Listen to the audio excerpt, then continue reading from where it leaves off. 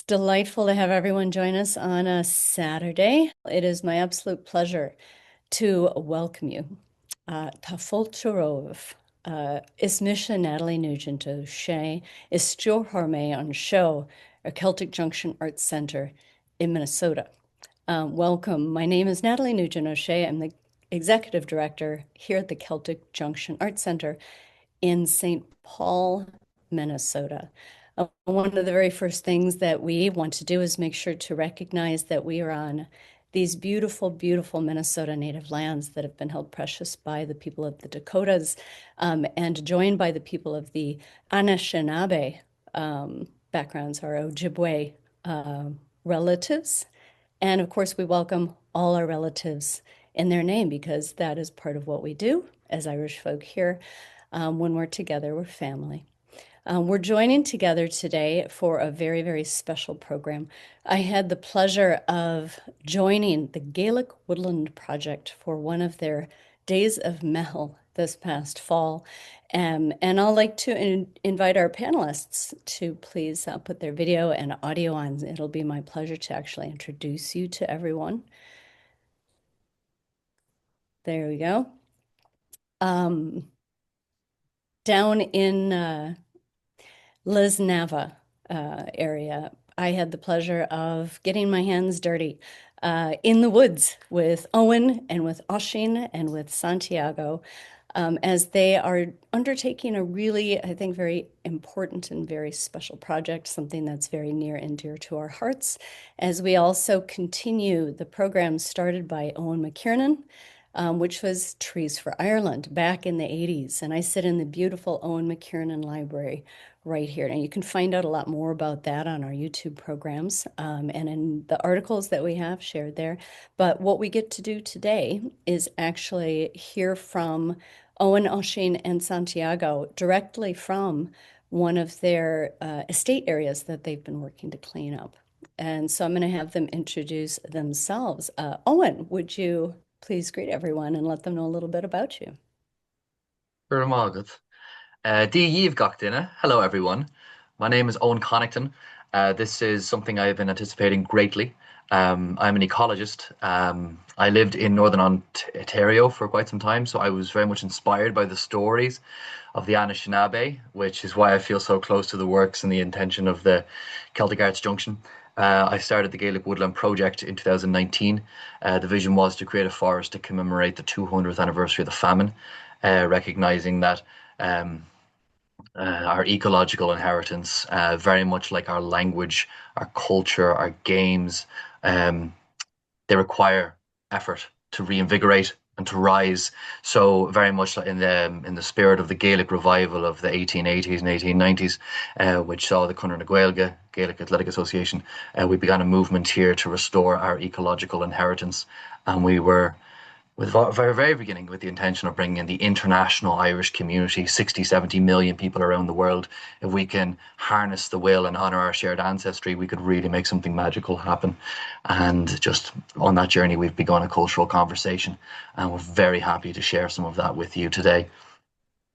But it is very Wonderful. much oh, sorry, it is very much a conversation, so it's not a monologue. So I'd like to also welcome Oisín Néill to maybe say a word about himself and his contributions. Owen, Dave, Gachtina, you're all very welcome. Thanks for being here. My name is Oisín, and alongside Owen and Santiago, who unfortunately cannot be here this evening, he's in Argentina, but he usually lives in Ireland, and he's nationalized now. He's one of us, and he's a Gaelic scholar, and we wish he could be here, but unfortunately he can't. So yeah, alongside Owen and Santiago, I'm one of the directors of the Gaelic Woodland Project. And it's a charity, as Owen said, that's focused on various things.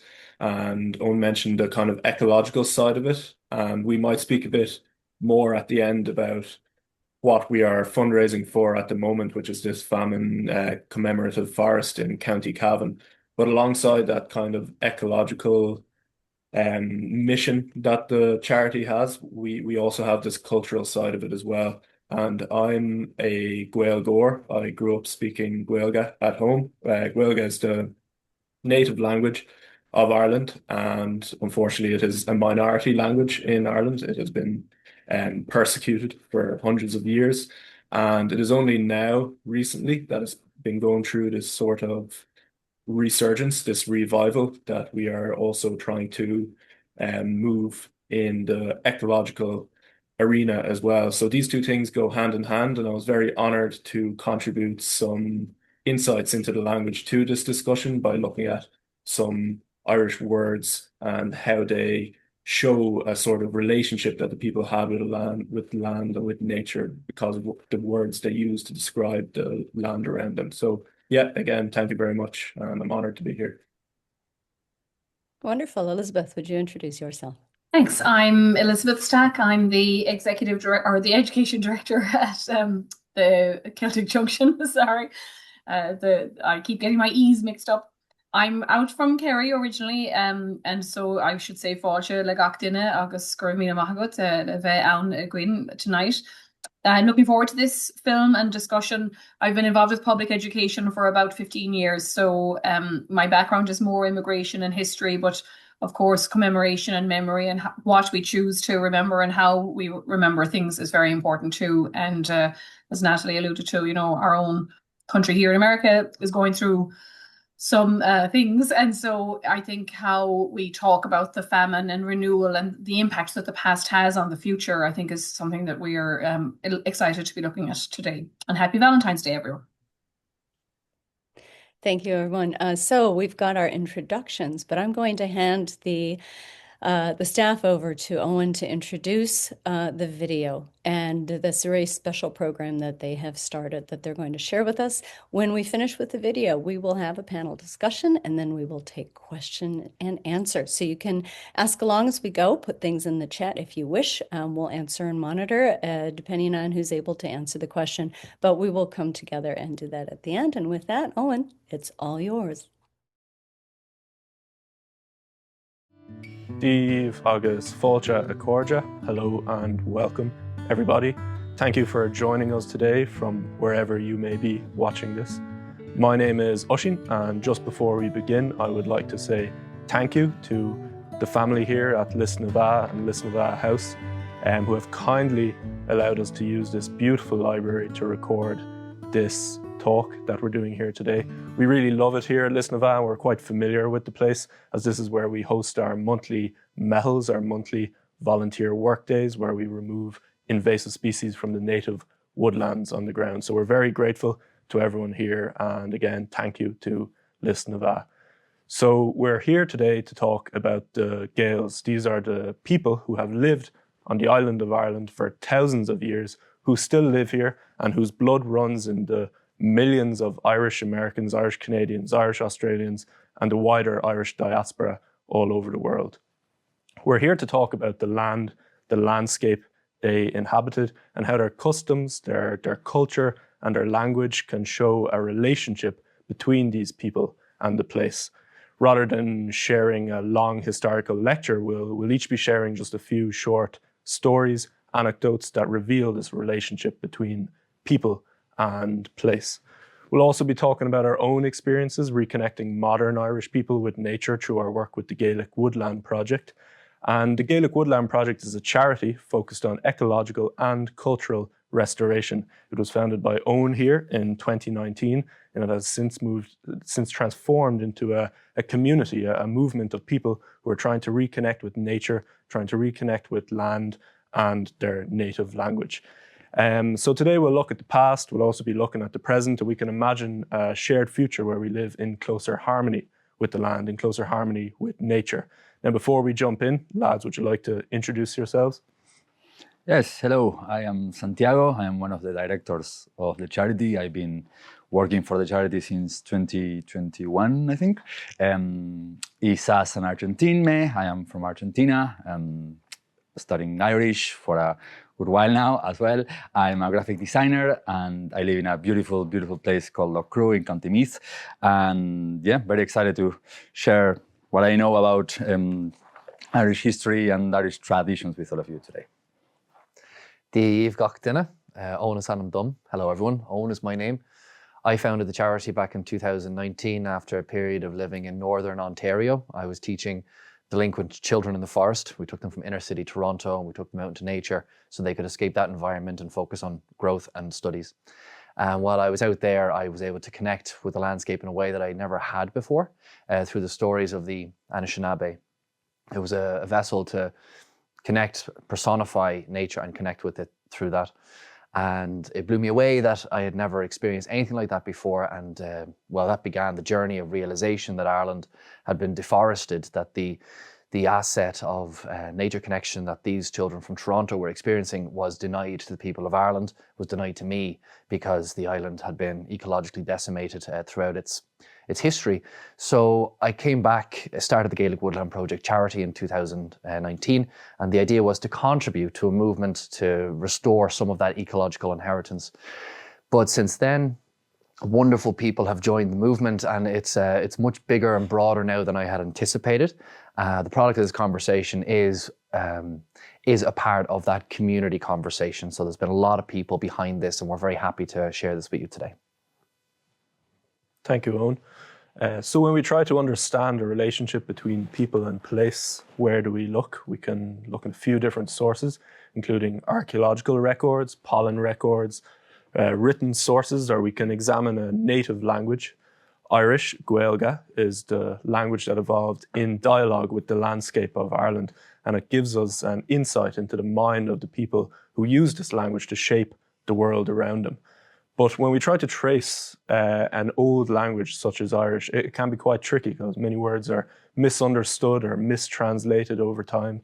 The Irish language is about 1,000 years older than English, and some words in the Irish language are even borrowed from an older Neolithic language. So it can be hard to decipher what the people long ago were trying to say. But before we look at the language, before we look at the people who were here, we should first set the scene. What was Ireland's early landscape like? So I'll pass back to you, Eoghan. Thank you, Oisín. So the crucible of Gaelic culture, the language, the traditions, all the aspects of it that make it unique, were crafted in a landscape that we need to understand the culture more. Ireland is very unique. It's a periphery, it's an island at the edge of the European peninsula, and up 20,000 years ago it was mostly covered in ice. You would have had giant Irish elk, you would have had mammoth, the Arctic char, the Arctic fox, and the Irish hare running around the place. It was a place that was lived, and the creatures, the animals, and the flora and the fauna there, they all adapted to the landscape there. The trees that we know in Ireland, the ancestors of the Irish oak and the birch and the willow, they lived in Spain. They lived in Italy, they lived in the Balkans where the climate suited, and they'd been there for tens of thousands of years. But then it was about 12,000 years ago, which seems like an indigestible amount of time, especially considering we have the AD, BC divide. But 12,000 years, if you put it in context, and an oak lives 1,000 years or more, this is the lifetime of 12 oaks. So all human history, civilizations, all recorded history happened in the lifetime of 12 oaks. So 12 oaks ago, the ice began to retreat, and all Ireland's trees, flora and fauna began to migrate north, gradually colonizing the island over time. It's not a linear progression, but because Ireland became an island, we had a diminished biodiversity compared to, Britain and Europe, and that created a unique habitat. There were animals here, plants here that only existed on this island. They evolved on this island. And for thousands of years, trees were evolving and developing, dying, evolving, developing, growing. Ancient becomes dead and renewed into new life again for millennia before anybody came here. So this was a truly wild island. The first Gael to come here, if they were sailing up the river, let's say you're sailing up the Shannon, it would have been framed with gallery woodlands, yew trees that would have framed the rivers in beautiful different colors. The willow, the Salix alba, the white willow, 80-foot tall, very characteristic, elegant drooping branches with silvery hairs on the leaves that shimmer and shine, hence the name white willow. The golden catkins of the bay willow with their leathery leaves. These would have been galleries curated by the rivers that would have been a very common sight for the people that were sailing the waterways of Ireland.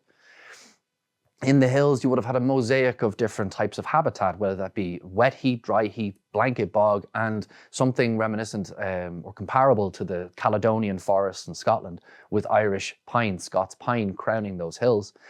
You would have had wet woodlands extensive across the island. That includes willow and alder. These places are some of the most ecologically diverse habitats in Europe, but very inhospitable. Ireland would have been covered in these forests. When the ice melted, it flooded the landscape. Ireland is about 2% water, which is quite high by European standards. But that 2% was complemented by 18% wetland. So if you put that into perspective, every 5 steps on this island, your foot would be wet. We live this here today, and they lived it then before we began the process of irrigation and drainage. The island would have been truly wild, with its rivers, its wetlands, its wet woodlands, its wild Caledonian forests in the mountains, and of course, the oak trees. These oaks are exquisite specimens. There are hundreds of types of oak, but only 2 landed here in Ireland, and they are rot resistant, they are resistant to lightning, they can live over 1,000 years, and for thousands of years, they were growing and establishing here before anybody arrived. This was the island that was first inhabited by the hunter-gatherers, who brought over animals that didn't make it to the island, such as pigs, wild boar, and deer.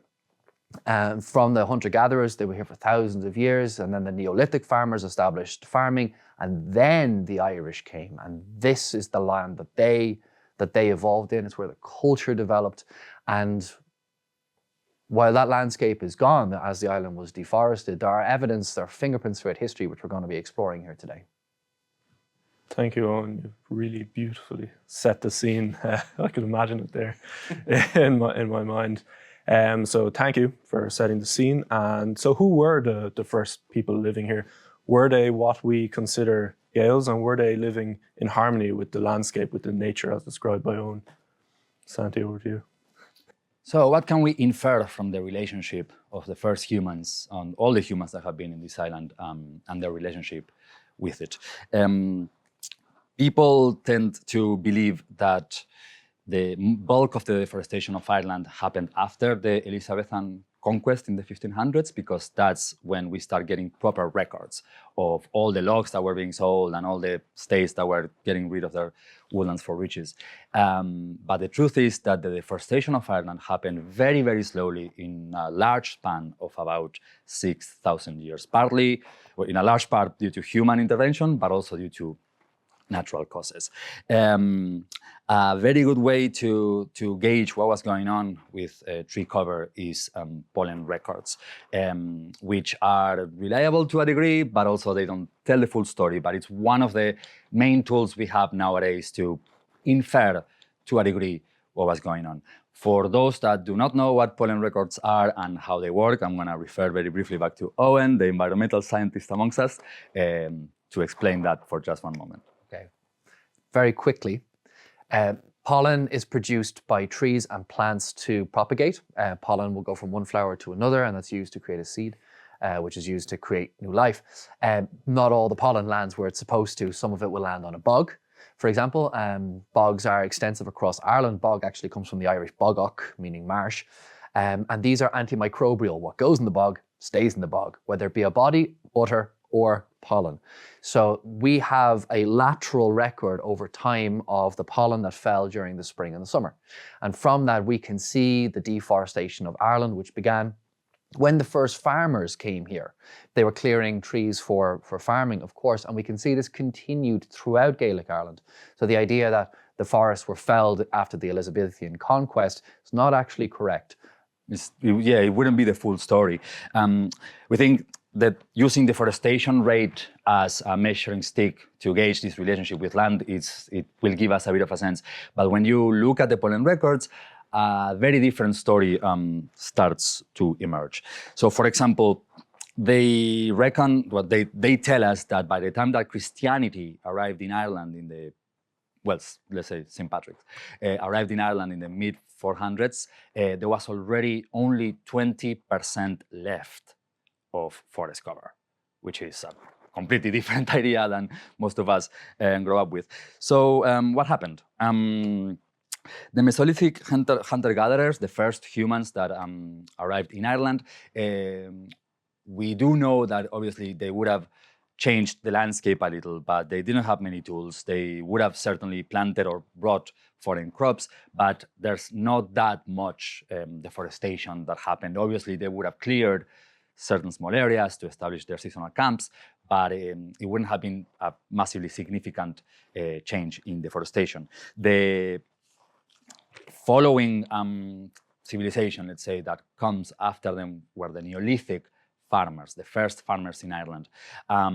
They arrived here at about 4,000 years before Christ. And obviously they were farmers, so they did clear extensive areas of woodland for agriculture. At the time, elm was a predominant species, and it is theorized that the disease that we now know as Dutch elm disease was brought in by them. Some authors believe it could have been done on purpose as a way to actually deforest very practically large stretches of land for their crops. During the span of time that the Neolithic farmers were active in Ireland, from 4000 BC until the 2500 BC, it is estimated that about 35% reduction on cover woodland happened in that amount of time. The following culture that arrives, we say arrive as if it was a whole different people that came, but it was a cultural change for the most part, was the Bronze Age, the discovery of bronze and the beginning of metal tools. Funnily enough, this culture was the most conservative in terms of deforestation. It is estimated that in the 2,000 years that they were here, until the Iron Age began, they only deforested about 15% of woodland in Ireland. Now, when the Iron Age began about 500 years before Christ, that is the time of the ancient Celts that we all have in our heads from the old legends. It's the time of the stories of Cuchulainn, it's the time of Néill of the Nine Hostages, it's the time of the establishment of the 4 ancient provinces of Ireland and these powerful dynasties that would end up being so significant for all of Gaelic history.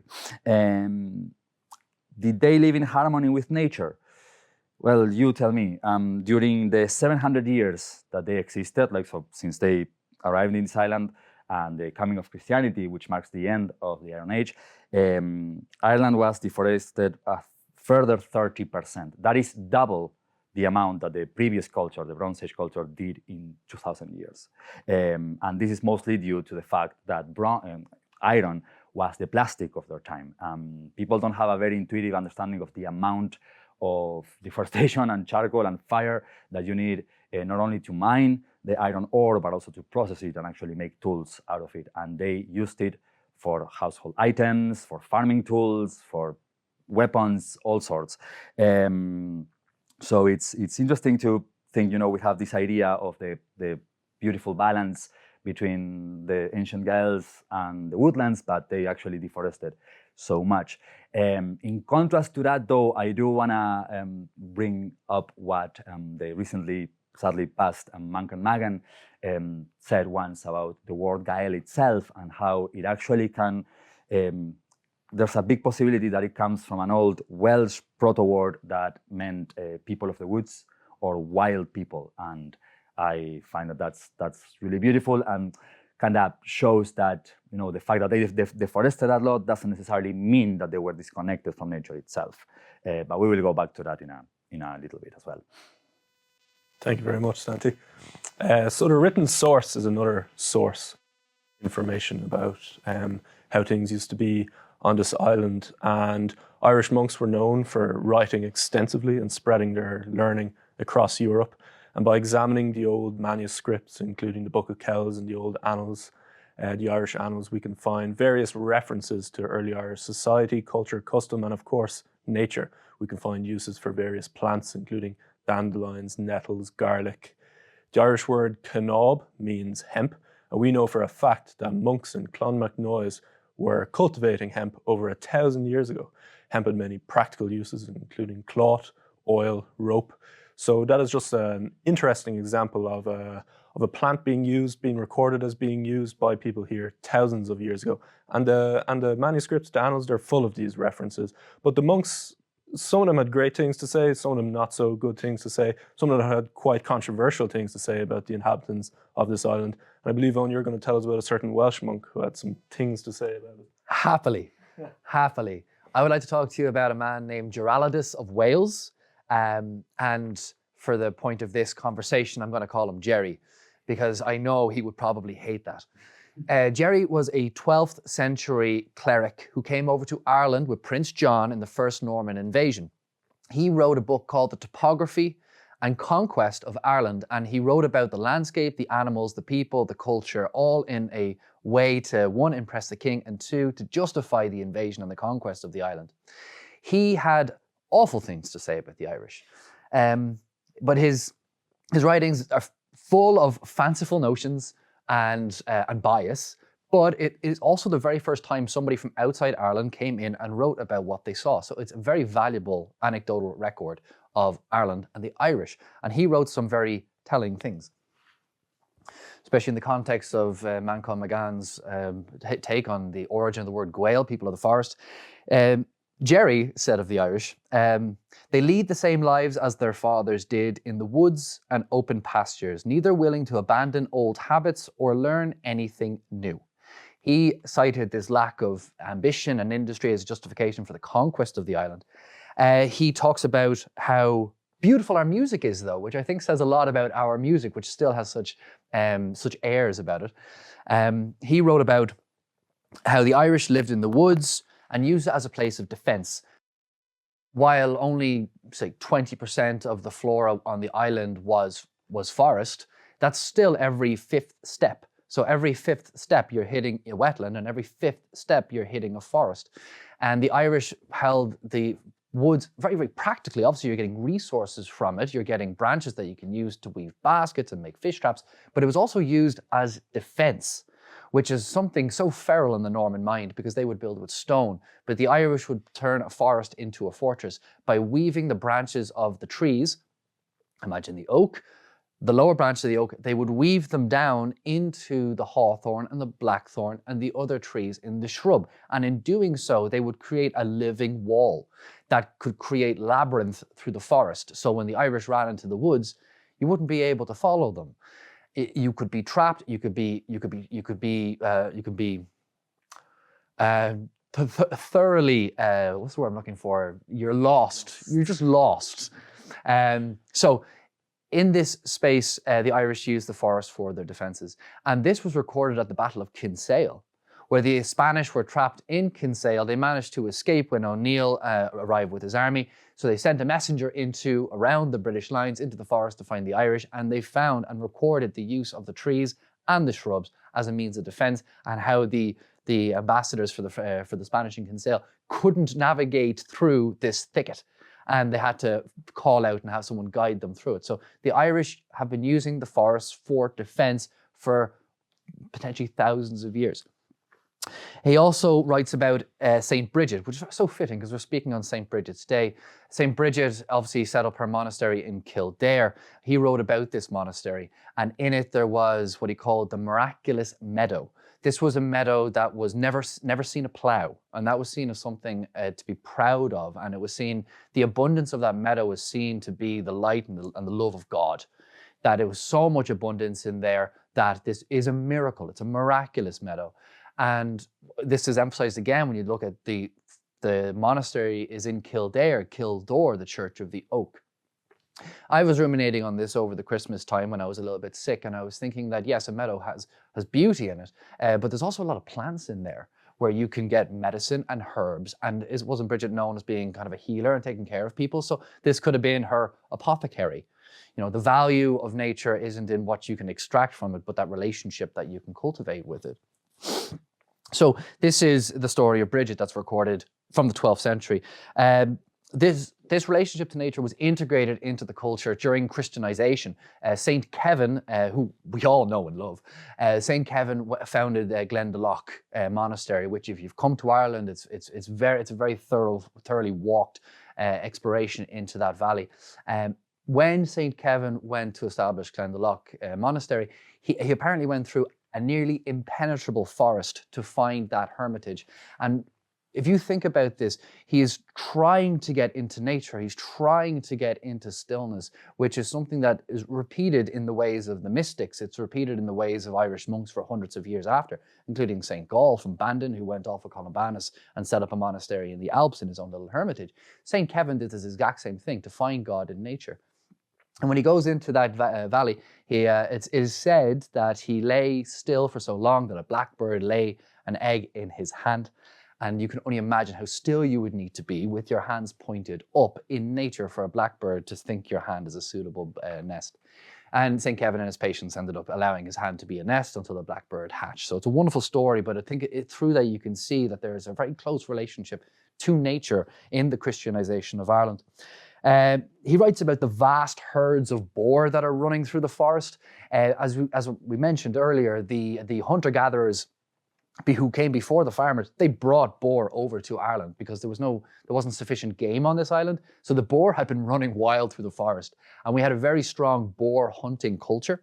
He talks about all the different animals that were there, how the plains are small compared to the vast forests. He talks about the Scots pine trees being in the hills, which was sad when I first heard it, because the Scots pine were believed to have been felled to extinction because it's the only tree in Ireland that has a continuously straight bole. It's a straight trunk, perfect building ring forts and ships and houses and all these things. It was believed to have been felled to extinction during the 17, 18, 1900s. And it was only in 2015 they actually genetically found that there was a stand of Scots pine still standing in Ireland. So the Scots pine is not extinct, but in the days of Jerry wandering Ireland, they were all over the hills, all over Wicklow, Donegal, Mayo. All these hills were like the kind of comparable to the Caledonian forests of Scotland. And then I'll also leave this now with the yew tree. The yew tree is a very, very significant tree. If you go to a graveyard in Ireland, you will find a yew tree. It has that raised habit and the really dark leaves. It's evergreen throughout the winter. It's one of Ireland's only evergreen trees. It is poisonous, the leaves, the berries, the bark. It is synonymous with life and death. And Jerry wrote that these trees, 800, 900 years ago, these trees were planted in ancient times by the hands of holy men in sacred places. People now would say that the yew tree is planted in graveyards to protect the graveyards from grazing cattle. I don't buy this. I was visiting Wales, which is full of different monasteries dedicated to St. Bridget, established by Irish monks. And there was one that I found, and in that Welsh monastery, there are 2 yew trees, and they are the 2 oldest trees in Wales. And they're of such interest, they did a genetic analysis and they found out that these 2 ancient yew trees in Wales actually Irish genetics. So 1,200 years ago, a monk saw fit to leave Ireland with 2 berries and plant them in Wales for the establishing of their monastery. And that wasn't to keep the cattle away. That is evidence that there was this relationship to landscape that not only permeated defense, but also some kind of spiritual, psychological relationship with them as well. So when we turn to the Irish language, we find a beautiful intersection between spirituality, mythology, and nature. It suggests that natural themes were deeply interwoven into Irish belief. And when we look at some of the names they had for plants, for example, Lus na Man Shi was the name they had for foxglove. Foxglove is a poisonous plant. You should never eat or drink anything with foxglove in it. And it was called Lus na Man Shi. And Ban Shi in Irish was this female spirit who announced death. So it was synonymous with death, and that was the name they had for this highly poisonous plant. The other aspect of the Irish language is it can be quite a literal language. So we have, for example, Lusna Connaughton Brista, which is the name they had for comfrey. Lusna Connaughton Brista means the plant of broken bones. Then we have an example for both aspects, where we have yarrow, which was called Ahar Talún, the father of the earth, and also Liv na Nahaka, the plant of rheumatism. Yarrow is known to be good for rheumatism and arthritis and those sort of ailments. If you're wondering what we're all drinking in our cups today, this is meadow sweet tea. In Irish, this is known as Crish Cú Cullen, Cú Cullen's belt. So, Santi, I believe you're going to tell us why it is called this and what we can draw from that name. So this merits a wee little story about Cuchulainn, the famous Ulster hero. For those who may not know who he is a very prominent figure in Irish myth and legend, and he was known for his what they called his battle frenzy. He had this almost Hulk power to get really, really angry and become this monster of strength and fury that could not tell a difference between friend or foe. And that's kind of like what made him such an important hero of legend. He was the champion of the province of Ulster and kind of, yeah, the guy they called over whenever they had to sort anybody out. And there's a lovely little story that tells that the first time that he went into this battle fury, he was a young boy, and after the battle, his own people could not calm him down, and this was obviously a very dangerous thing, and they kept throwing him into these big vats of cold, freezing water in order to calm him down and bring down his fury, but the water would just boil and evaporate, and his frenzy would continue. And it wasn't until his own charioteer, who apparently was well-versed in herb lore, had the good insight of throwing sprigs of meadowsweet into the water before they threw him down. And whenever they would throw him down, the water would start boiling and the tea would brew, and slowly, Cuchulainn would start to calm down. And probably after possibly 50 times of doing that, he came back into himself and was calm once again. So they say that ever since that time, Cuchulainn always carried a sprig of meadowsweet sewn into his belt so that he would always have it at hand whenever his battle frenzy needed to be controlled. And I think that is a beautiful, beautiful and clear example of how botanical knowledge could be embedded into the native stories of a people in order to carry ancient wisdom. And these stories were written obviously by Christians. Christian monks are our only source of Irish mythology, which is a term that it's a little misleading because it's way more recent. It's only medieval, as opposed to things like Greek mythology, which was written over 1,000 years before before Christ. And I bring up Christianity here because it's also important to understand that Christianity didn't come here into Ireland by the sword. There was no martyrs, there was no big military campaigns to crush the people into accepting this new faith. It was the Irish people themselves who found this new novel idea of a one God quite appealing and oddly fitting with their own possibly animistic beliefs. We are talking now about the original message of Christianity, not the later oppressive and extractive Roman angle. Christ's message took on surprisingly well in the Irish mindset.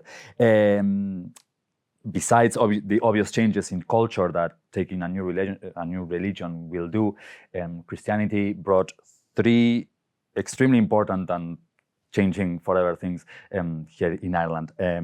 Literacy, so the capacity to read and write, Latin language, which was by then the language of theology and of spiritual speculation, and the technology to be able to make and produce books, which was obviously at the time quite a mind-blowing thing, to be able to grab knowledge, transform it into these odd symbols and actually conserve it in an object. This had never really happened before. We have some evidence that there was books in Ireland before the coming of Christianity because travelers and pilgrims would have brought them, but Christianity, early Irish Christianity, really brought that into the fore of Irish culture.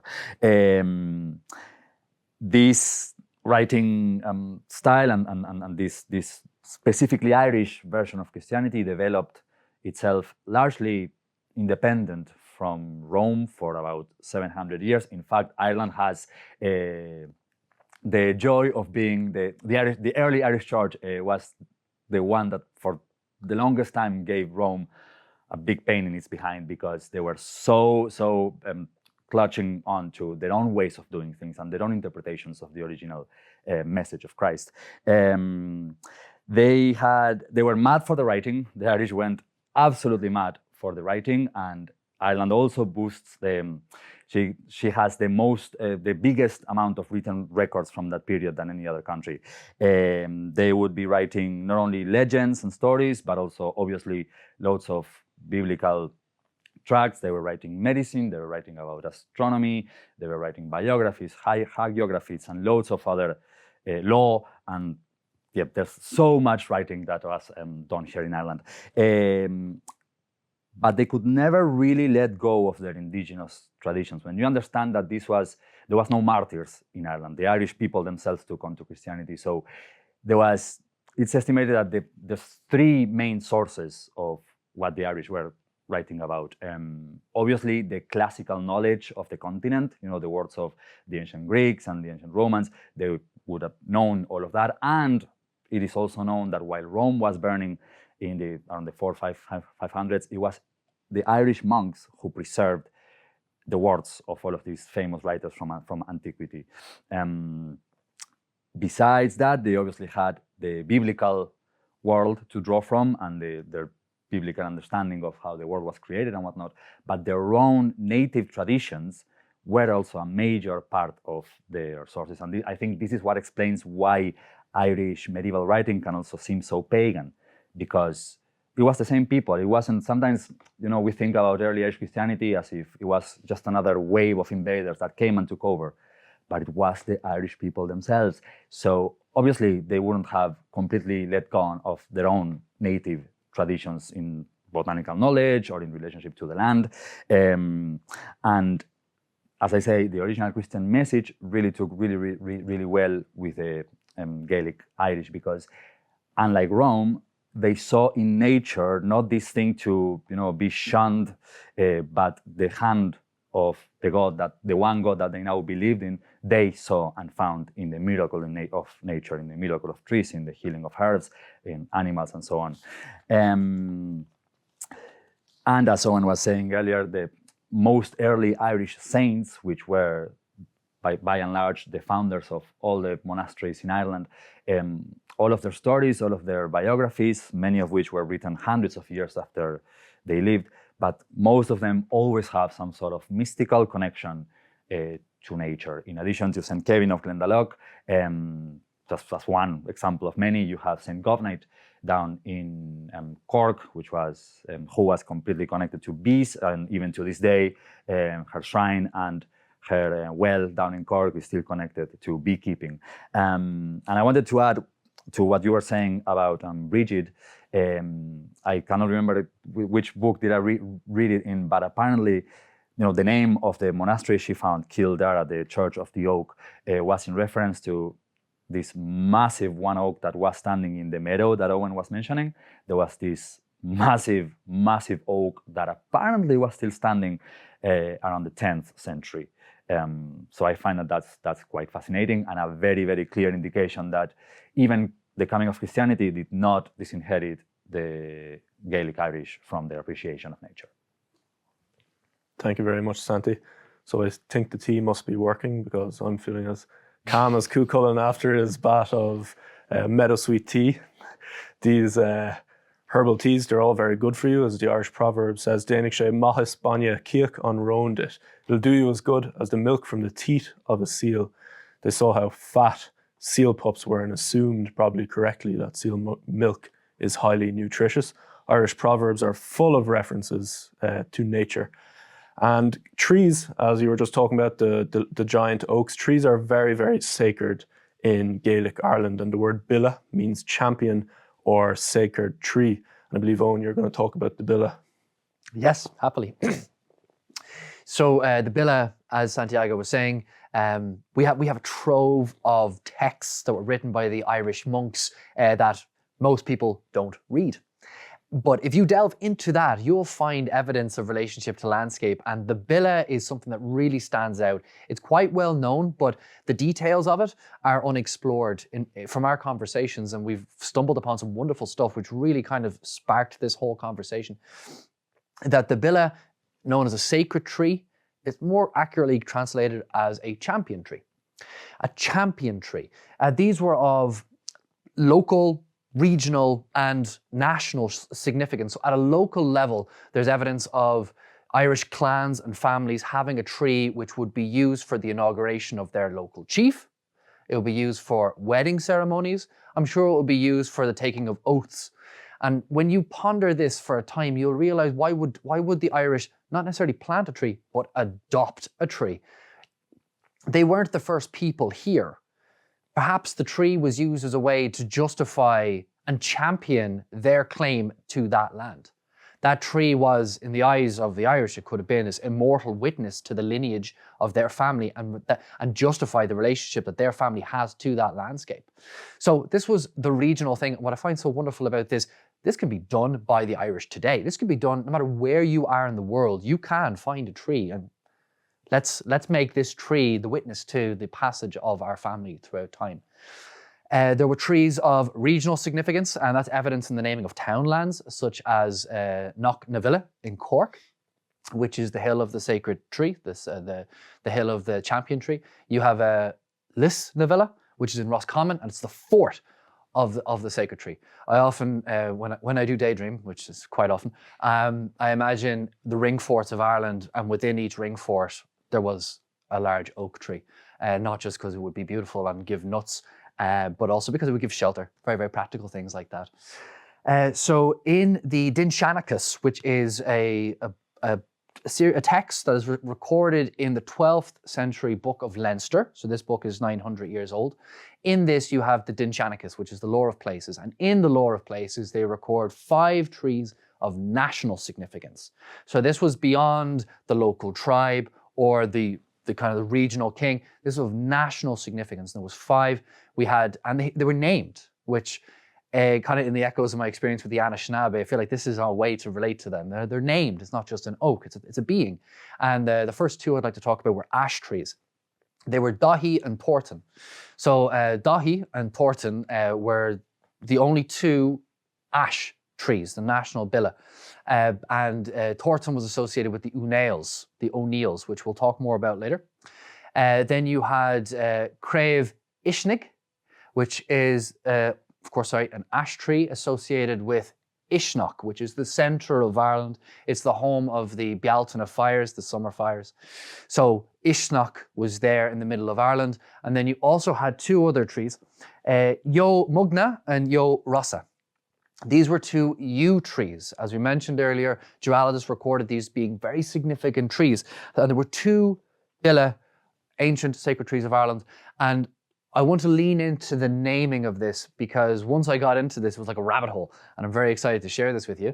Yo Mugna and Yo Rossa. Yo is the yew tree. The yew is the yo, so it's from Mayo. But it's also from the name Owen. Yo, Owen, I'm Owen. You may know an Owen. So Yo Owen means of the yew tree. Now, I'd like to talk about the O'Neills. They were the largest clan in Ireland. They lived up in the north of Ireland, and they also came down into Midya in Tara. You had the northern and the southern O'Neill. O'Neill means of Néill. So the question is, who is Néill? Who is this Néill fella? So Néill was a part of a family called the Kennel Owen. That's the royal house of Owen, and their seat was in Inish Owen, the island of Owen, and their lands were Tyrone, the lands of Owen. So the Kennel Owen were the high kings of old Ireland.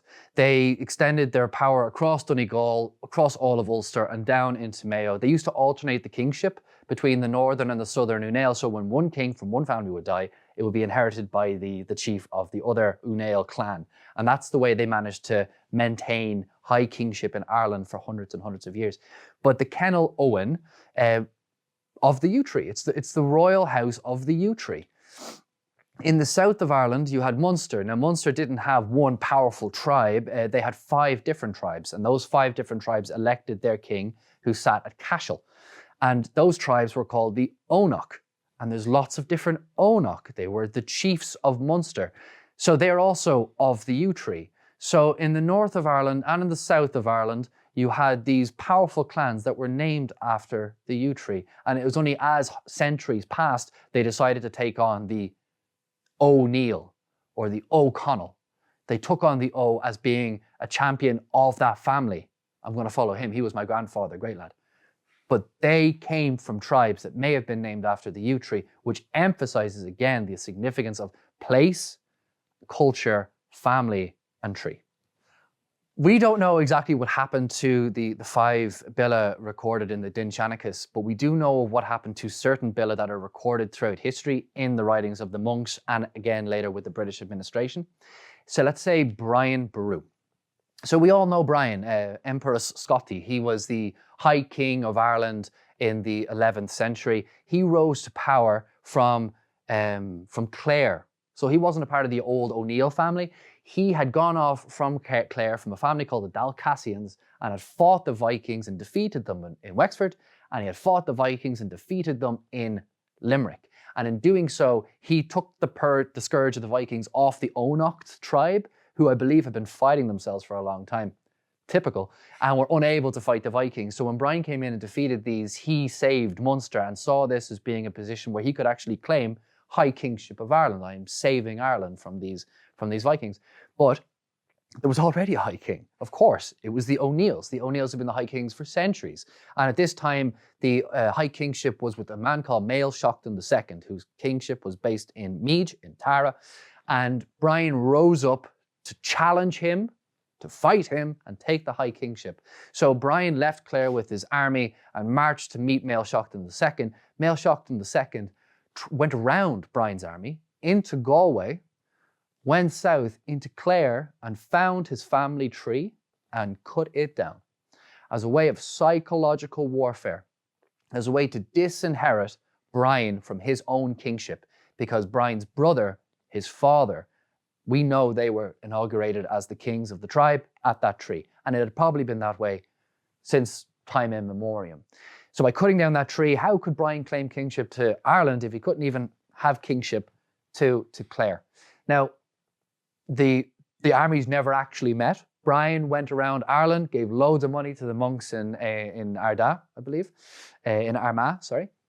And then he met the northern Néill, and we don't know what happened, but they decided, you know what, this guy's actually a pretty good king. So they let him become the king, and Néill Seachtain gave up the throne. And it was only after Brian died at the Battle of Clontarf that Néill Seachtain became king again. I don't think nowhere else in history have I seen such respectful exchange of kingships. Yeah, we'll work it out. So that's what happened to Brian's tree. It was cut down in warfare, and this is evidenced again throughout history. Brian Boru's grandson, in order to assert the claim of his grandfather, went off on campaign, and he went into South Galway, and he cut down the family trees of the Clearys, the Cahills, and the O'Shaughnessy. And in doing so, he was trying to subjugate them by cutting down their family tree. This was in the 13th century. But the most recent example of it is shockingly recent. After the Battle of Kinsale, which is seen by many to be the fall of Gaelic Ireland and the beginning of the penal laws and colonization, the collapse of the Gaelic law, the Gaelic language, the Gaelic way. After the Battle of Kinsale, Charles Blount, who was the British general who fought Hugh O'Neill and the Spanish at Kinsale, he marched up into Tyrone and he cut down the family tree of the O'Neills. He cut down the family tree that was used to inaugurate Hugh O'Neill 7 years previous. It was only a few years after that, Hugh O'Neill left Ireland, and the flight of the Earls, the last Gaelic chiefs to leave. I like to see, or you can see, that the ending of Gaelic Ireland was the felling of that tree after the Battle of Kinsale. Never again would there be a high king crowned in Ireland after the felling of that tree. Thank you very much, Eoghan. So while trees were spiritually very important, they were also heavily exploited, and as Santi said earlier, they were heavily exploited by the Gaels themselves as well. This is despite trees having legal protections under Brehon law. Brehon law were the statutes that governed everyday life in Gaelic Ireland and offer really concrete and fascinating insights into how the Gaels related to the world around them. There were noble trees under Brehon laws, and they were protected despite being exploited and used at the same time. Santi, tell me a bit more about these Brehon laws. Well, Brehon laws are something that's very important to remember about them is that we don't really know when they began. We do know that the pre-Christian Gaels already had a massive array of well-established laws that were largely respected all around the country, regardless of tribal affiliations. There was some national laws almost that were respected by everybody. Obviously, the coming of Christianity changed a lot of our understanding of them, because it was the first time that they were actually written down. Up until then, they would have been, the Brehons were the judges of Gaelic Ireland. There was no prisons, there was no police force in ancient Ireland. There were the Brehons who were called upon to give sentences depending on what had happened. Whenever there was a dispute, a Brehon would have been called to decide what was there to do. And it was not a punishment-based system, it was a system based on restitution. So if I had wronged you and I was found guilty, my punishment was that I had to repay you, or pay you a fine, and if I couldn't, my family had to. So it was a very self-sustaining system where nobody was really, not even the kings, not even the High King was above this law. You couldn't promulgate new laws. The laws were all sustained by this very specific cast of learned. Some say they were also part of the Druidic caste as well, up until the coming of Christianity, but it was all preserved orally. So we don't really know when the system began. And what we do know about them obviously comes from Christian writings, which were, again, obviously edited heavily, where perhaps the vast majority of pagan elements about it were edited and changed. We do have evidence of a funny change in law, which was that up until the coming of Christianity, if I had wronged a member of your family and they had been hurt, it was my responsibility, if I was found guilty, to provide care so that that person that was wronged or hurt would get back, on his foot. So it would be my job to put them in my house and give them medicine and look after them. And after the coming of Christianity, that changed. So now it was the church that took payment from the wrongdoer and kept that payment and took charge of healing the wronged one. But obviously that left a lot of opportunity for the church to take some stuff for themselves. What's important to understand about that is that of the whole corpus of oral traditions that once existed, only a small portion of those were actually written down. And from all that was written down, only a small enough portion survived to this day. So we have quite an incomplete picture of it. One of the most important texts or compilations of ancient Irish law was composed in the 8th century. It's called the Senachus Mór, the Big Law, and it's a compilation of several different law tracts and texts pertaining to different aspects of life in Ireland. Within this great compilation, we find a text called the Law of the Neighborhood, which essentially outlined all the responsibilities and ways of working of everything related to farming, including the value of trees. The laws established 3 categories of wood usage: clarach, which is planks, obviously for building; cailach, rods for tools or weapons; and connaught, which is obviously firewood. That's another aspect of deforestation that we didn't mention earlier as well, like heating. It was only after Ireland was deforested that turf started to be used. Up until then, your main source of heating was obviously wood. The Law of the Neighborhood states or outlines 28 different species of native trees, and it categorizes them in 4 classifications that seem a bit random when you first look at them. It established them into the nobles of the forest, the commoners of the forest, the lower division of the forest, and the herbs. And it makes it very clear that this is a hierarchical ranked system. The text does not explain the logic of why would the oak tree be a noble and this other little one not be, or be part of the commoners or the lower division. But when we understand that this culture had no coinage, there was no currency in Gaelic Ireland, everything had to do with the trade with the value of traded goods. This is, for example, why honey it was such a big asset, honey, in ancient Ireland, because obviously there wasn't sugar and there wasn't much fruit either. You had berries, but honey and bees were looked after and cared for because it was the only source of sweetener in Ireland.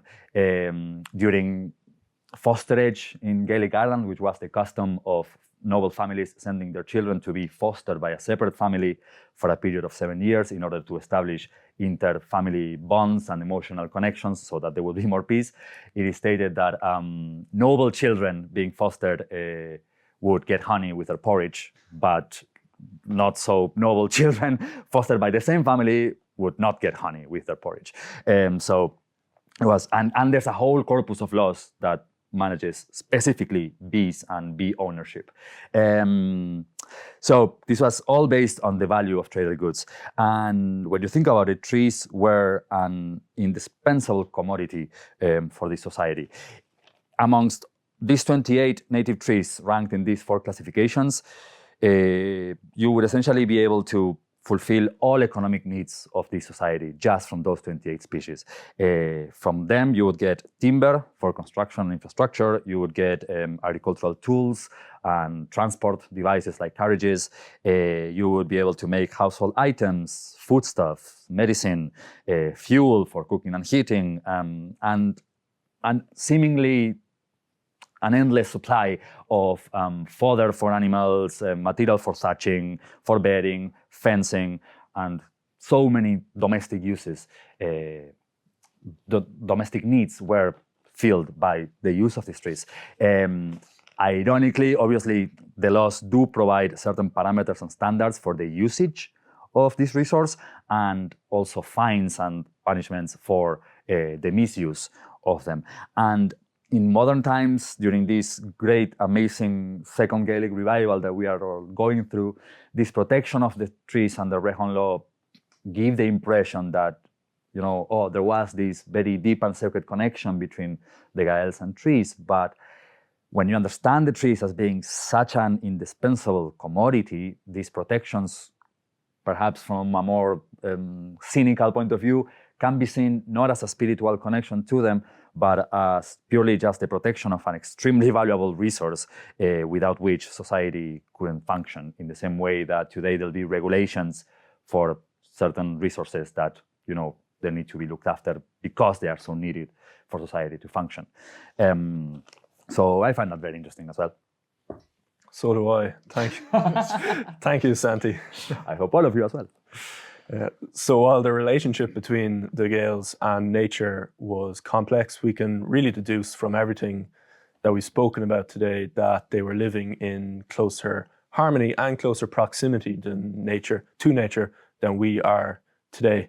And when we look at townlands, you were talking about townlands there earlier on, and in Ireland we have 60,000 townlands. 13,000 of these are named after trees. That's not to mention the towns named after rocks, animals, mountains, rivers, lakes. So you can really see it through all aspects of society. And even our county names carry this legacy.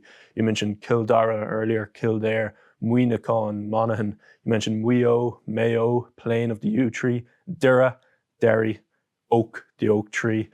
And there's even so many different words for the various types of woodlands that are found on Ireland, that were found in Ireland. And many of these woodlands aren't here today, unfortunately.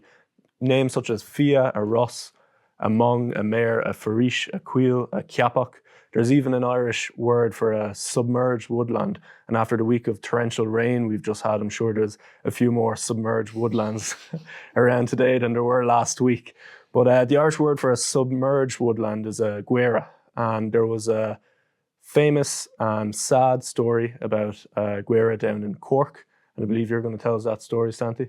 Yes, I will. And it is essentially fascinating and very heartbreaking. So we shouldn't be speaking about it in past terms because the place still exists to a degree, but it was really changed. So as Oisín says, guera is an Irish word that means submerged or alluvial woodland. And in West Cork, very close to the town of Macroom, just south of it, you find a place that's locally known as the Guera. And it's one of the most unique and amazing woodland environments found in Ireland. It's an inland river delta forest. Obviously, usually deltas are very close to the sea, where rivers open up into thousands of little islands and comes out into the sea. This is inland, and it's hard to imagine, but imagine the River Lee, the river that goes through the city of Cork as it continues going west. There's an area where it just spreads itself into these thousands and thousands of labyrinthian little river and streams passes that was completely wooded once upon a time. Obviously, this kind of environment survived from very, very ancient times. It's possible that the Guera was formed, I cannot tell you exactly when, but it's extremely, extremely old. And because it was so heavily wooded and because it was such an impassable place, it survived up until modern times. And it kind of went largely unscathed from the whole devastation of the later English deforestation of Ireland. On the edge of this woodland, there used to be an elevated limestone platform where people had, it was surrounded by the forest on the one side and by almost impenetrable bog on the other. And that was the home of the last community of forest dwellers in Ireland that were still living there up until the 1950s. This little townland was called Anahala, and because they were so disconnected from the rest of the world, they developed their own culture almost. They had their own specific form of Irish. Some of the young ones would have left, at times of the year the bog was passable, so some of the young ones would have left to go work in the farms and come back, and there was a little exchange, but for the most part they lived with and through the forest. They used the forest for their clothing, they used the forest for their crops, they used it to brew pochín away from the eyes of the constables, deep inside the labyrinthian forest, because they knew it so intimately. They developed, the Lee at that part is really, really shallow, so they developed these styles of curraghs, of boats that were flat-bottomed, and the elders mostly, and well, the whole community there really knew the little pathways of this wooded labyrinth very, very intimately. There's so many stories that are left of times where outlaws would have taken refuge in the woodlands, and at times the constables would try to find them and they would get lost, and the townsfolk would just let them be lost for the whole night, and then the next morning would go and find them and bring them out. And it was a very, very unique phenomena where this little townland had developed largely independent from whatever else was going on in the country. They lived this isolated lifestyle, as we say, up until the 20th century. And amongst their own customs, they had a very curious set of prophecies. And I know all of this because I met a man, a friend of mine, he's a botanical author and an ecologist in West Cork called Kevin Corcoran. And he wrote a book that I cannot recommend enough called Saving Eden, the Guera and Irish Nature. And his grandmother was one of these forest-dwelling people. And they had a prophecy, he remembers, that said that the day will come that the River Lee will flow backwards. And in the year 1956, this prophecy oddly came true. This was the year of the launch of the Lee hydroelectric scheme. So it was the building of two dams that essentially flooded the valley flooded the Guerag itself when it got built. So in 1956, there was a whole eviction of all the people that were still living in Anahala, and it is recorded that they all stood in nearby Slivin Hill, it's just next to Macroom, looking down into the Guerag. And when the dam got turned on, essentially, the river started going back, and they stood there watching their townland and their forest being drowned underwater.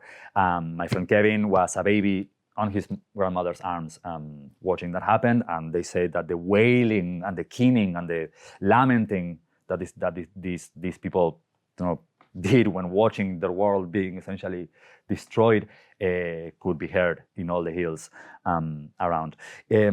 So as of now, about 40% of the woodland is now submerged, but luckily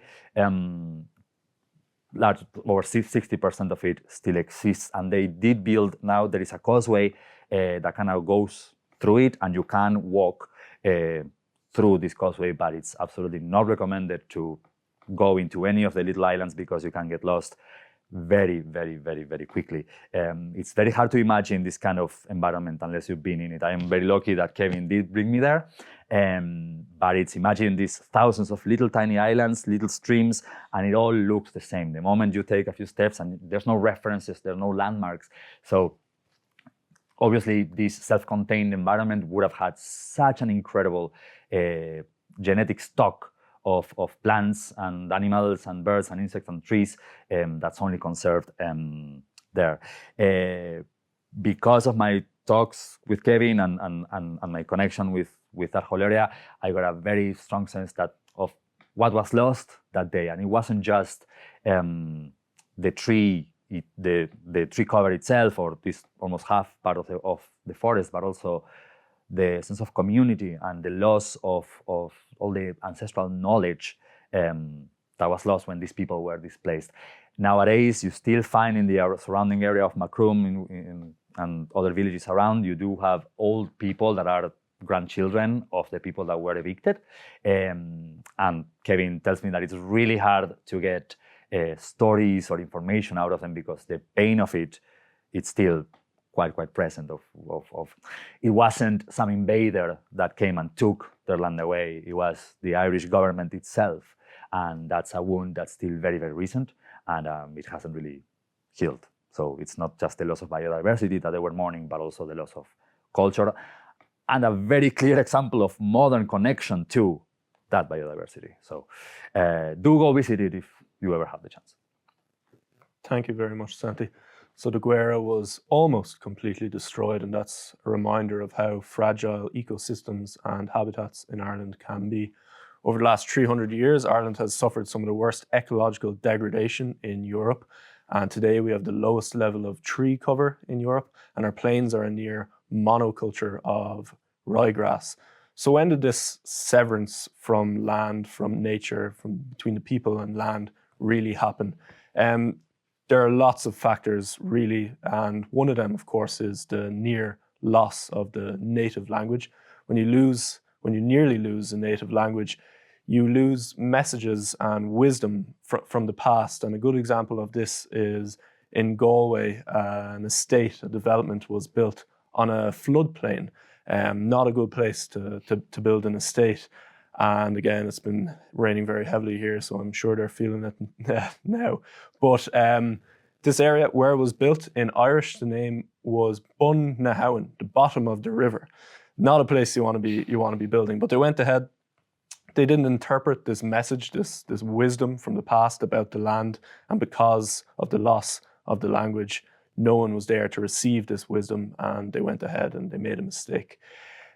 So the loss of the language is one factor, but we can really look at the 300 years beginning with the collapse of Gaelic Ireland, the Cromwellian invasions of Ireland as when this real severance began, because that brought in centuries of colonialism, landlordism, the penal laws, which were apartheid-like, successive famines and wars.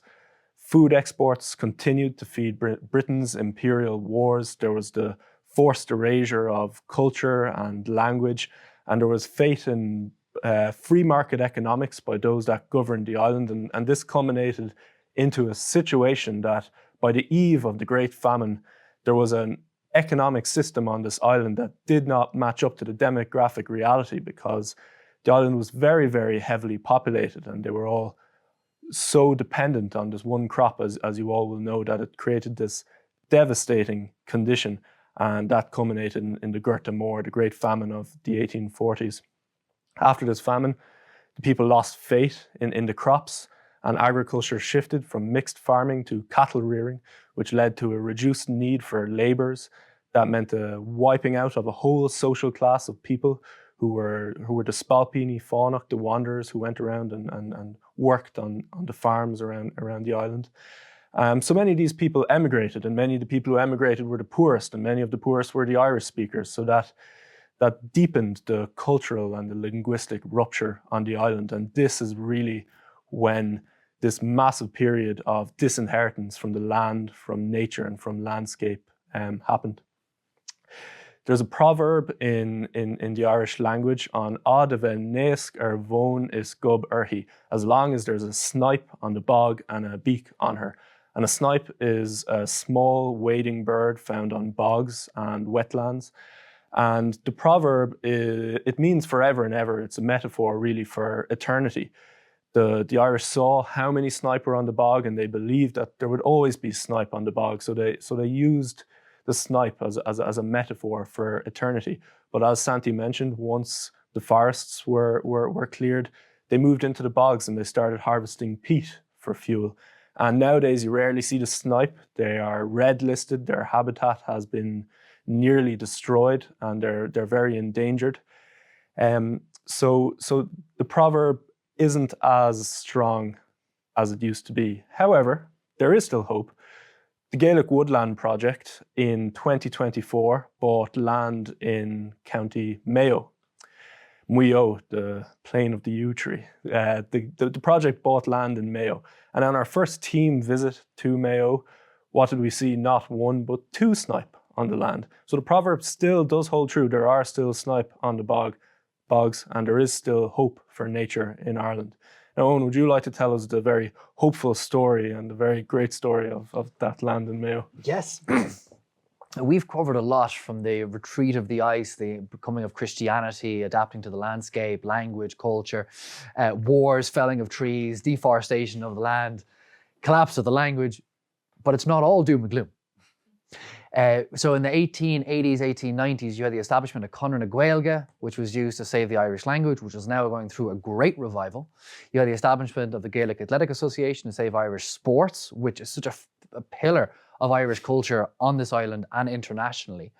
And we are finding ourselves at a time now that we're calling the Eco-Gaelic revival. It is in the spirit of Conradh na Gaeilge, the Gaelic Athletic Association, but rather than saving language and sport, it's restoring our relationship to landscape and restoring our lost ecological inheritance in the knowledge that we aren't going to be able to create the landscape and live in the landscape that our ancestors grew up in, but we can sow those seeds for future generations. And just as the people who founded Conradh na Gaeilge in the 1800s, they would be proud to see the works that are being done here today. So that's what we're sowing the seeds for. That was the message that we were going out with in the 2019, 2020s.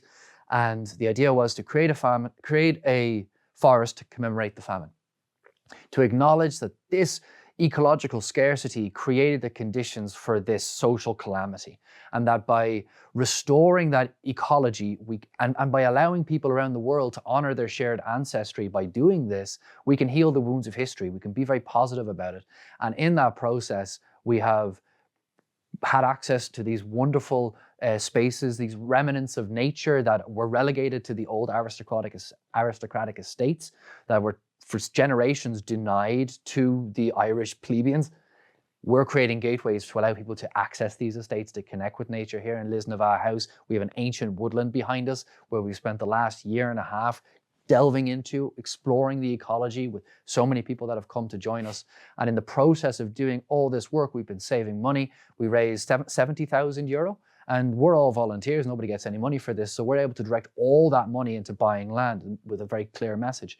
We want to create this forest to commemorate the famine. And we did it. We got a call from a farmer who, he didn't want to farm anymore. He had a little bit of a health scare. He said, look, I want to enjoy my retirement with my wife and my donkey. So he sold the house, sold the farm. He wanted to sell it to somebody who wasn't his neighbor, local politics.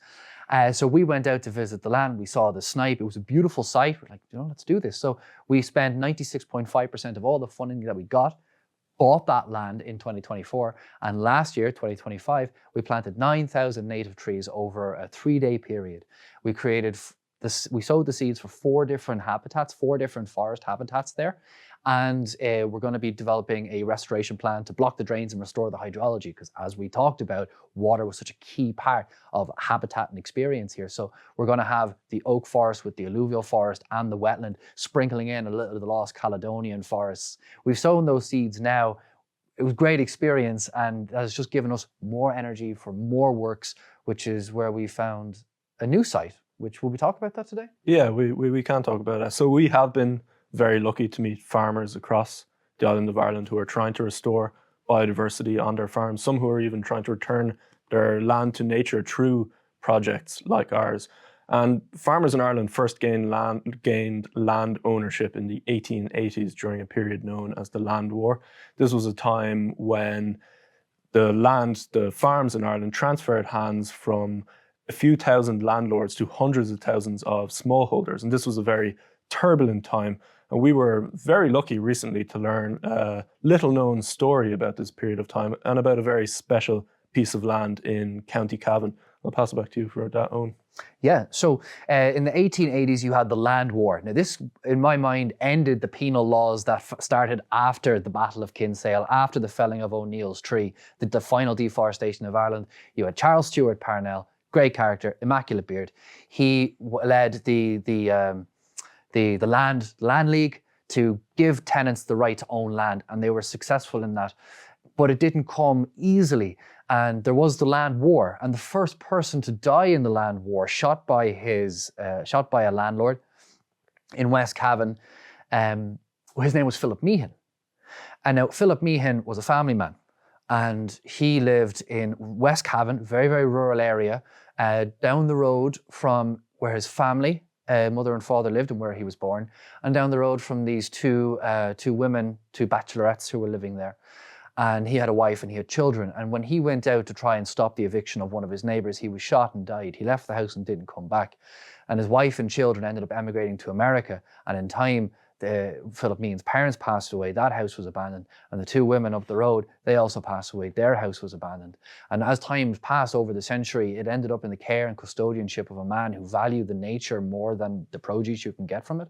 He has been rewilding his land for 20 years, grazing only a few horse across this very large area, and has created an area of significant ecological complexity, including rare plants and butterflies, 115 wildflowers, 12 different native trees.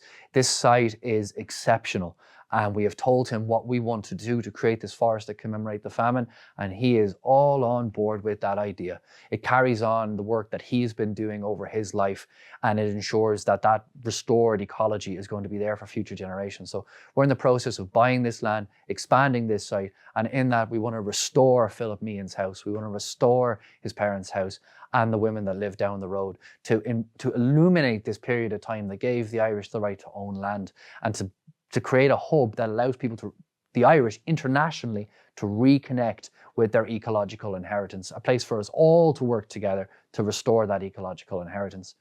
And all in the context of the Land War, which gave us all the rights to own land again. So it couldn't be better.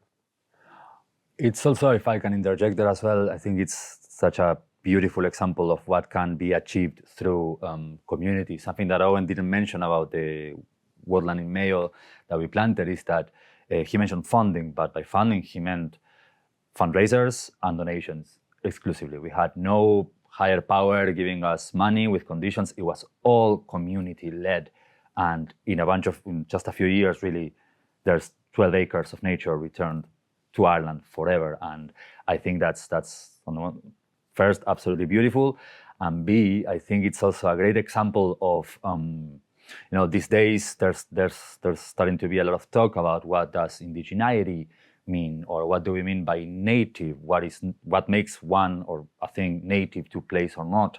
And I personally believe, and I would even dare say it's in the spirit of the charity, the way we understand that is what makes one native to somewhere is your relationship to it. Are you coming into this place and infusing it with your ways and with your intentions and objectives, or are you in an actual relationship with this place? Do you give as well as taking?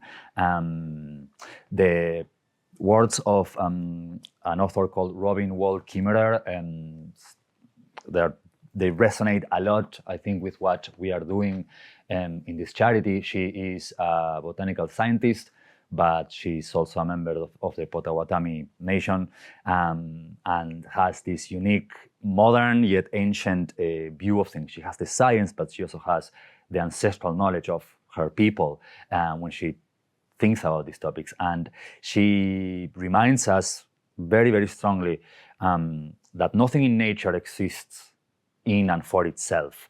Everything around us, the whole world around us, works under this constant exchange of energy and nourishment.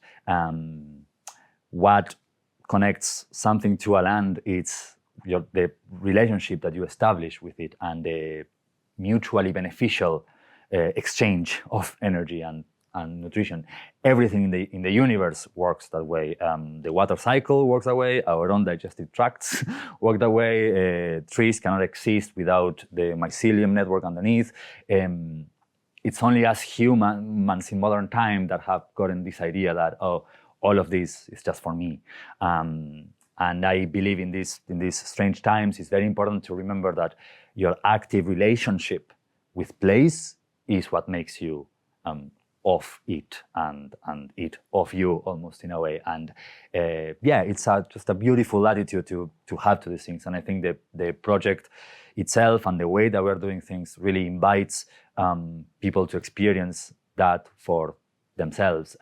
Obviously, not everybody in the charity is Irish. I am not Irish, and yet, I like this concept because it lets me think of myself as native to this place because I am in an active relationship with it. And that's such a wholesome, grounded, and real approach to this, beyond any sort of political or societal dilemmas. This is a very grounded yardstick by which to measure indigeneity. Do you give as much as you take? Do you exchange? Or do you have a relationship with place? And it's a good way to do it, I think. Thank you, Santi. So as we've spoken about today, we can really see that the relationship with land in Ireland has long been complex. And we just mentioned there that fight to throw off the yoke of landlordism. Yet even today, we still struggle with rent and housing, the biggest issues of our age. So a lot of these historical issues are still here. And when we look into the past, we can really get an insight into a time where people lived in closer harmony and closer proximity to nature. But that desire, that instinct is still within us.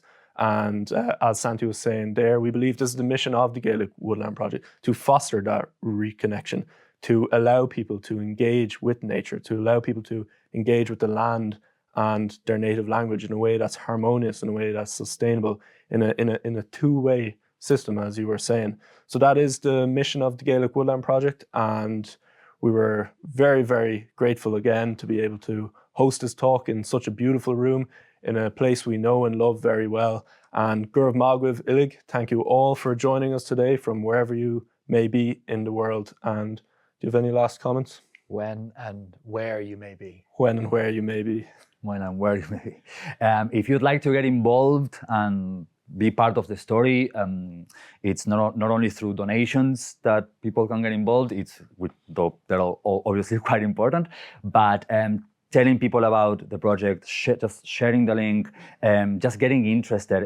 At times, people come to us and thank us for what we're doing, and we are nothing special. We just saw something to go do, and we did it. And it's not exclusive. Anybody can have an impact, no matter how little. In local groups, in local communities, there is always something to do and people to do it with. So if you'd like to know more about all of this work that we've been doing, do visit GaelicWoodlandProject.com, and there's a section there on more ways to get involved. And just share the story and share the mission. It's all of our responsibility to make these things happen and to help. So anyone can do it. And I just want to add that as well. So we're recording and speaking and living here in Ireland, but this can be taken anywhere in the world. In the Californian hills, there is an invasive species called the Scots broom, brought over by Irish and Scottish and people from Europe. That can be removed by pulling it out of the ground. but no one's getting up to do it. So if you want to cultivate that relationship to the land where you are, wherever in the world, you can get a gang together, go out there, address invasive species, plant trees, clean the rivers, and by doing so, that's how you cultivate that relationship. So I wish you the very best in that wherever you are.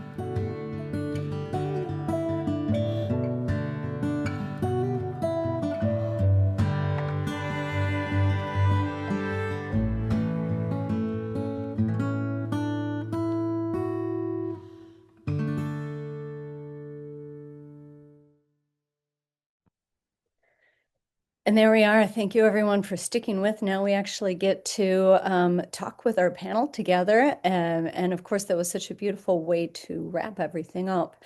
The idea of the language of indigeneity, meaning a relationship with the land, is so powerful. And of course, you're speaking with us. Most of our audience, of course, would be in the United States of America or in North America.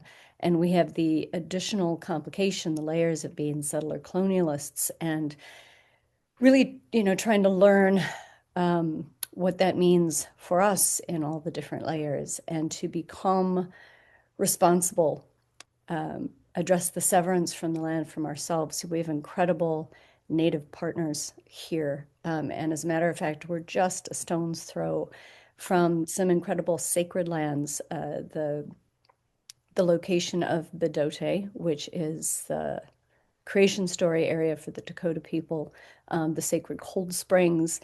And just up the hill there right now is a federal building called the Whipple Building, where our Native people are inhabiting the land above that sacred place and trying to help hold witness and change that. So this is such a powerful conversation on so many levels. And Oisín and Eoghan, we've heard so many beautiful stories from you. You're natural storytellers. I'm so sorry not to have Santiago here. He's powerful and compelling, and we've had some thank yous. Thank you for making this available to us, and appreciation. But I want to actually look at this with Elizabeth. Maybe I'll turn it over to you first, if you're willing. The value of land, what comes with land, what comes with nature, with trees, served humans' economic needs for such a long time pre-commerce, and the value of the land before, dollar signs were put on. And maybe, even talking about Robin Wall Kimmerer again, the plant, Ojibwe and Anishinaabe, Potawatomi, they're all part of that same cousin language, the language for plant being those who give, those who take care of us. How we can address this as people from other countries now living in a native land in the Americas here. Thanks, Natalie, and thanks, Eoghan and Oisín. It was beautiful, very inspiring, and I suppose in one way, in particular for me as an immigration historian, a little bit sad, because I think, Natalie, to answer your question, I worry actually that immigrant Americans and Irish Americans have kind of lost the connection. And so it may be difficult for generations out to actually appreciate that link. I remember talking to Mancon, Megan, before he died, and as you mentioned, the language that Indigenous people have here, we had a word at home for the first milking of cows and the second milking of cows. And we had lost that word. And in English, it meant that the first milking was for the cow alone to feed her offspring, and the second milking was actually done a little bit later while the cow had time to replenish. But the space in between was when women had time to gossip, and in between kind of moving on from the first set of tasks in the morning to the busier day. And so I think about us as immigrants when we came here during the Great Hunger, having been tenants on our own land for how many years. And so, as you say, Natalie, like the value of the land had been put on us, from an outsider's recognition of that value. We were tenants, we were subtenants, we were landless cottagers. And so when we came to this country, maybe our view of land and ownership and occupancy was tainted. And so, you see Irish Americans involved in the Trail of Tears, for instance, and which obviously occurred before the Great Hunger. But So I think the further out we're from our own background, and I include, modern Irish at home, as you said, Owen, we have a housing crisis in Ireland, and rents are huge, and conglomerates are buying up subprime mortgages and all of these things. I think it's essential that we try to get back to the natural state of things. Both the indigenous people and the original Irish, I believe, didn't really think you could own the land. You owned the heads of cows or the horses on it or whatever, but not actually the land. So it's really a capitalist, colonialist mindset.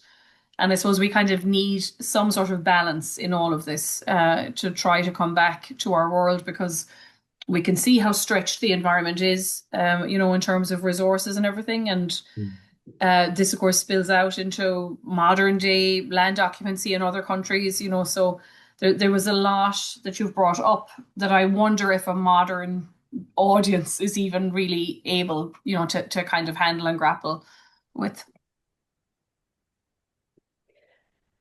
You guys want to answer? Any response to Elizabeth? Go for it.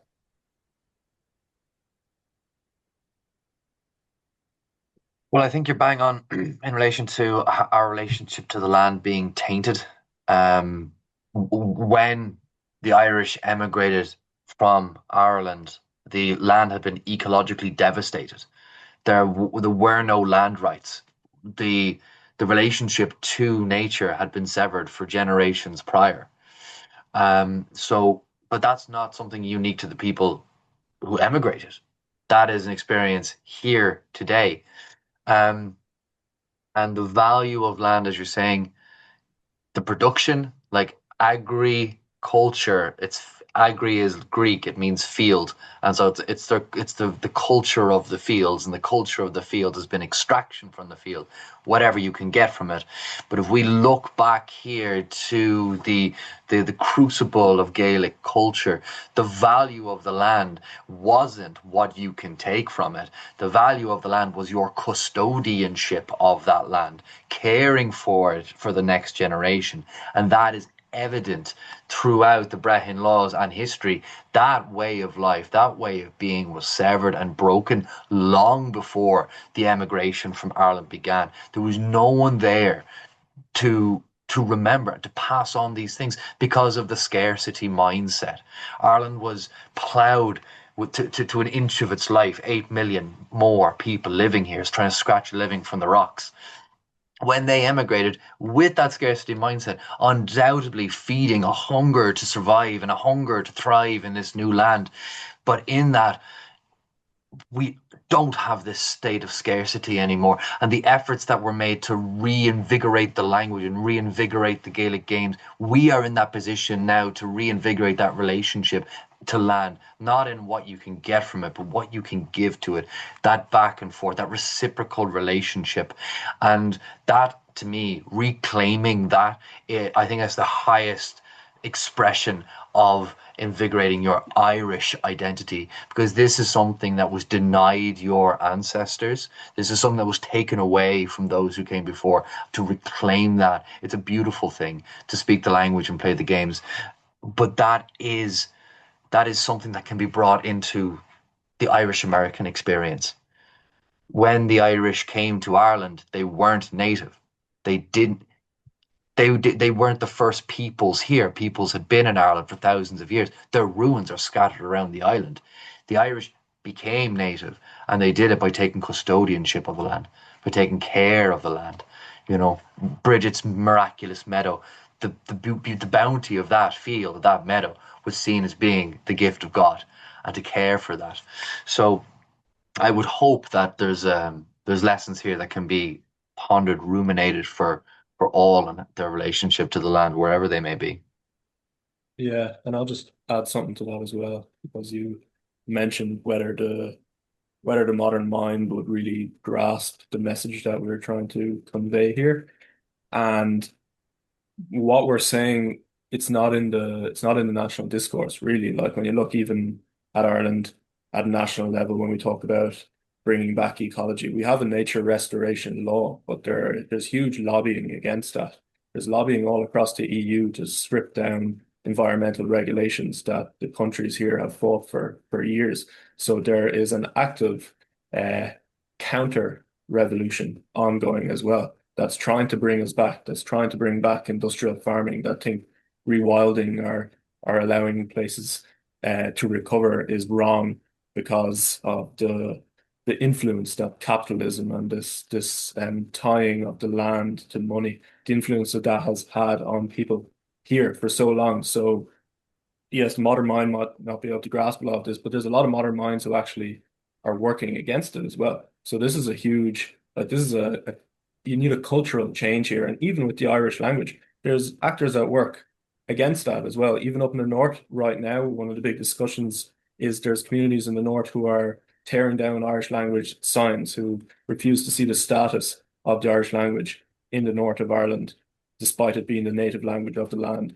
So there's a lot of counter work going on. We want to see this, we want to do this, but it's by no means an easy feat. And there's a lot of people out there who wouldn't see it this way. And that's what we're trying to change, to try to bring more people in, introduce them to this way of working with the land in a non-extractive, harmonious, sustainable way. And hopefully that can change the culture, change the zeitgeist.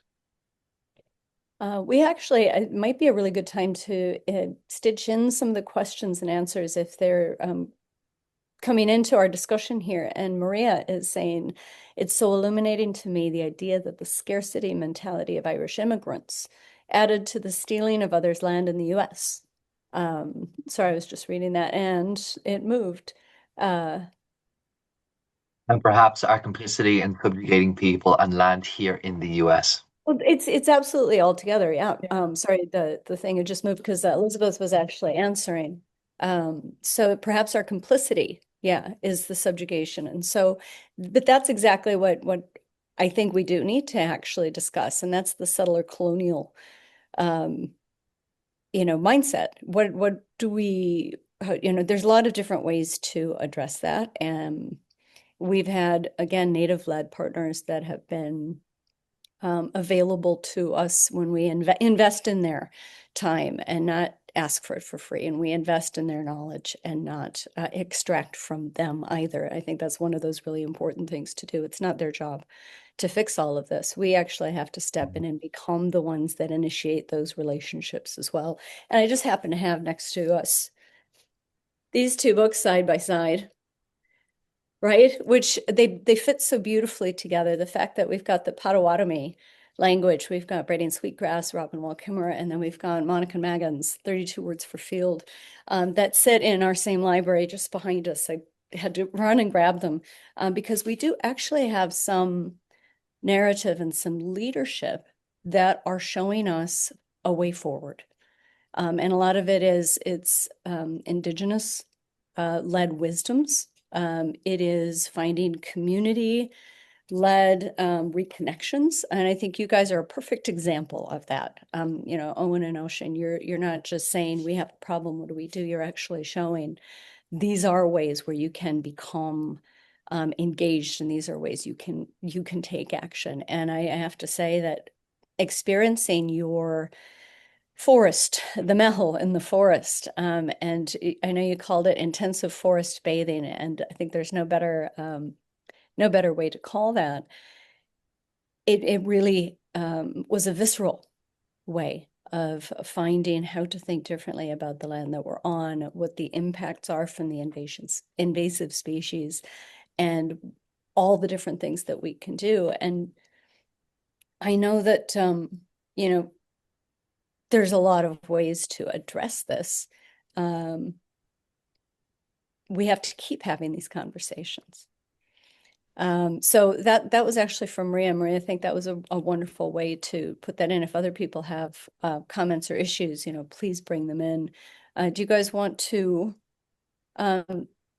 take our discussion any other direction, or would you like to start to wrap things up? I know it's been a long afternoon for you, or evening. Well, I do think, to end on a positive note, even though I had brought in the initial kind of doubt, I think there is a growing need in people for this kind of connection.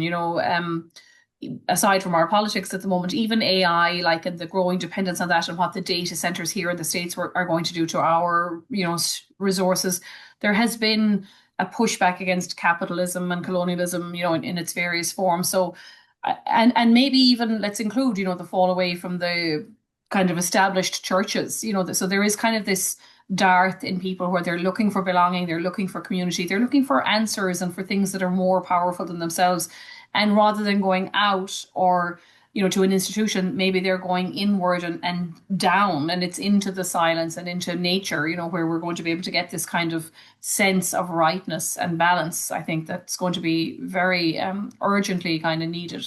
So I am a bit more optimistic about it, because I think you're right, like Owen and Oisín, people are finding that they have this want and this need. And so, when they're presented with various opportunities, whether it's, going out and reforesting or using less, and, aside from kind of the regular recycling that we do, to not purchase things all the time, or to not use box stores, big box stores that have the cheap and easy clothing with the dyes and all that. People are into thrifting even more. So I think there's lots of different ways into this without, becoming a huge tree hugger for those who are slightly reluctant,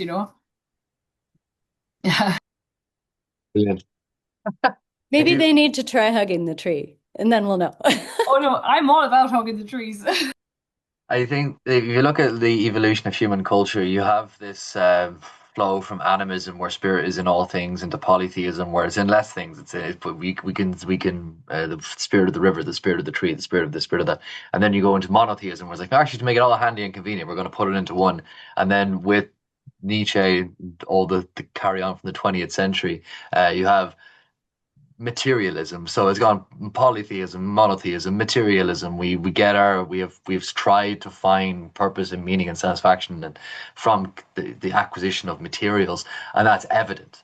Maybe not complete, and it's variable for each person, but look at your phone, updating your phone, updating your car, and all this kind of stuff. And that's fine. And I've been engaging in a very fruitful conversation about acquisition and over the last few days. But I think that this is a nurturing way of connecting with the land. And what we have found when we do this work, when we get into the forest, we remove invasive species, we turn it into firewood, we give it away for free. It's dynamic. It is a way of engaging with your hands. It is free.